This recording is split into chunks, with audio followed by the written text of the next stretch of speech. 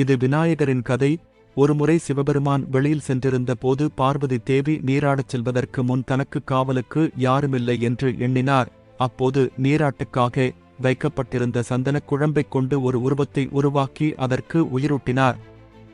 அதனை தன் பிள்ளையாக பாவித்தார். அதன் பின்னர் யாரையும் உள்ளே விடக்கூடாது என்று பிள்ளைக்கு அறிவுறுத்திவிட்டு பார்வதி நீராடச் சென்றார். அப்போது சிவபெருமான் உள்ளே வர அவரை அனுமதிக்காததால் கோபம் கொண்ட சிவன் பிள்ளையாரின் தலையை வெட்டினார்.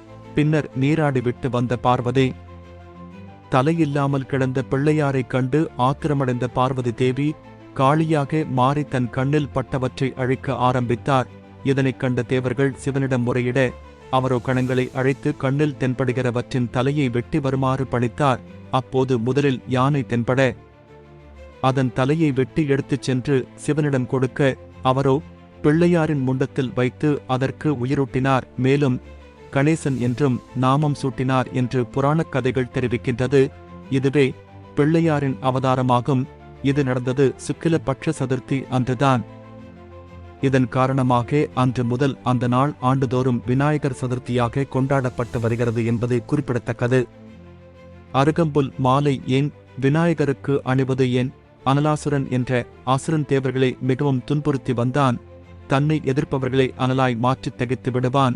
இவனை பிரம்மாவாலும் தேவேந்திரனாலும் அடக்க முடியவில்லை.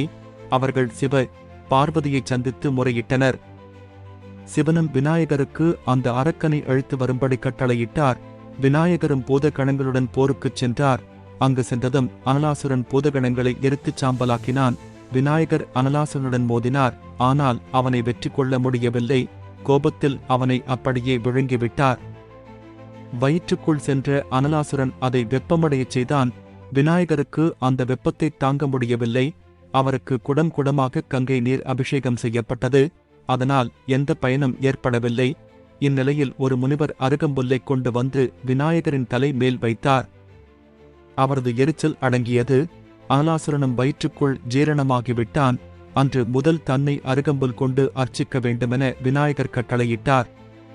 பிள்ளையாருக்கு தேங்காய் உடைப்பது எதற்காக? விநாயகர் தம் அப்பாவான ஈஸ்வரனை பார்த்து உன் சிரசையே எனக்கு பலிகொடு என்று கேட்டுவிட்டாராம். எல்லாவற்றையும் காட்டிலும் உயர்ந்தது எதுவோ அதை தியாகம் பண்ணினால்தான் மகா கணபதிக்கு பிடிக்கும்.